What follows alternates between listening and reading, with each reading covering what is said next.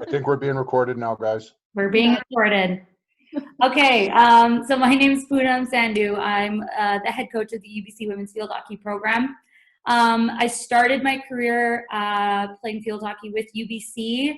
Was fortunate to win 5 national titles with UBC during my time, and became the first female field hockey athlete to win 5 national titles. During that time as well, I was fortunate enough to represent Canada. So I played with Canada from 2008 and I retired in 2014. And shortly after my retirement in 2014 and graduation in 2015, I started coaching with Robin Diabrio with the program as an assistant coach. And about 3 years later was offered the head coach position with the program, which is super exciting. A lot of crazy stuff in between. So if anybody has any questions, can definitely get into that later. And today I'm just currently working on my master's degree in sports psychology. So I'm following Katrina's path here, and I'm still waiting to finish that. So that's a little bit about myself. Hi everyone, I'm Katrina. I'm a PhD student here at UBC studying sport and exercise psychology. So that's under the Department of Kinesiology.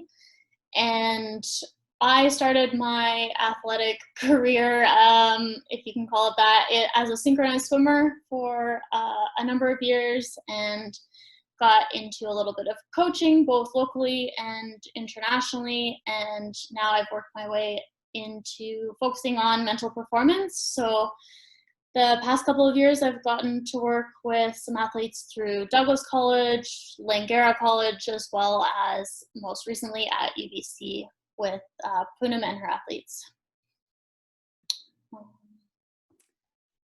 So I'll kick this off. So a little bit about us and our working relationship here. So in the beginning of our past season, I did reach out because I saw a gap and a void in our team regarding communication, confidence, and just issues around decision making. And so I reached out to the sports psychology department, and they paired us up with Katrina, and we were able to work together at the beginning of our season.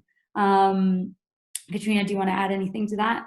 Yeah, just I guess working with the team involved both kind of group sessions and on the field stuff, as well as athletes could contact me one-on-one through counseling services, and we could do kind of mental performance specific sessions with individual athletes as well.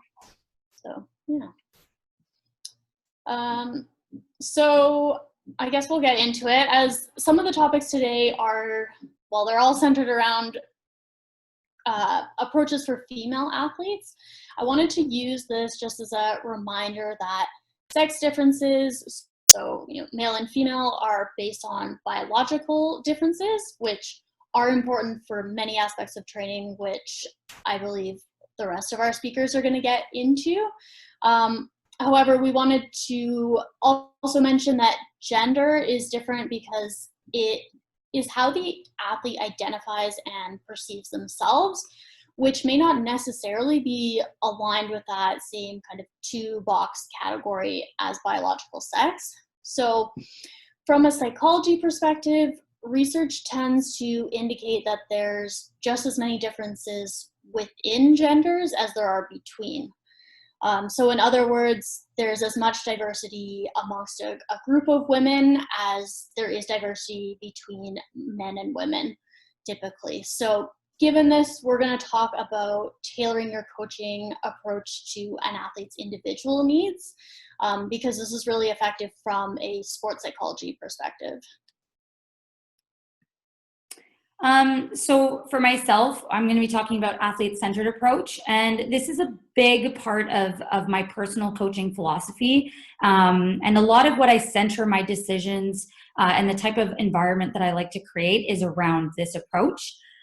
So you've just listed a couple of key points here. So treating athletes as individuals. So just as Katrina mentioned, it's just as important to understand that there are differences between the genders as there much are within, so recognizing that each individual athlete has their differences is extremely important as a coach to try and blanket everybody as the same type of person, the same type of learner, just because they play the same sport or the same gender is not going to help you in the long run. And so what this approach really allows you to do is it allows you to tailor your approach to each athlete.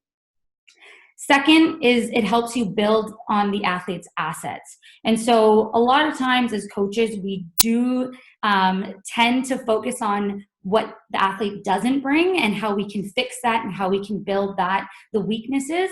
But it also, what this approach allows you to do is it allows you to understand the strengths that they bring to the table and really help to build on those assets, which I think is extremely important as well.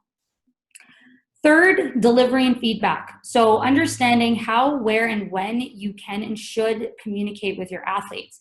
When you have a better understanding of who your athletes are as individuals, you have a better understanding of where you can communicate with them, and how and what tone and what they receive and how they receive that feedback.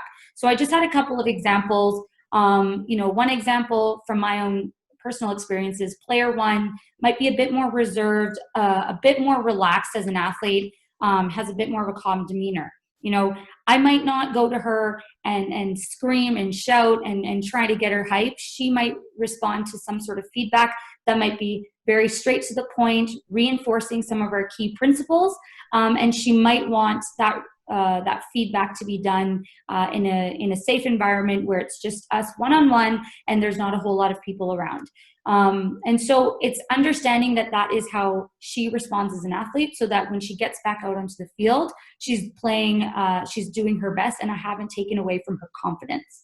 Player two, however, could be way more aggressive, might have more of an up-tempo personality, and so they would want, quick reassurance, confirmation that their actions and thoughts are supported by myself.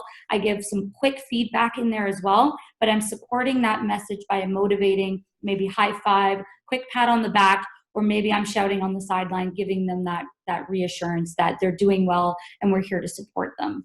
So delivery and feedback is something that is extremely important within this approach. And then finally, and I think this is one of the most important, is team culture is the athlete's culture. And so if we can create an environment that is supportive of our athletes, I think this is one of the most crucial things as a coach that we can do.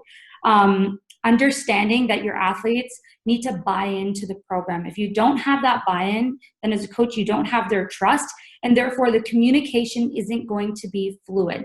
You want to ensure that whatever your team culture is, that becomes part of the athlete's identity. And then going forward, your communication is going to be just even more beneficial for yourself as a coach, but also for the athletes as well.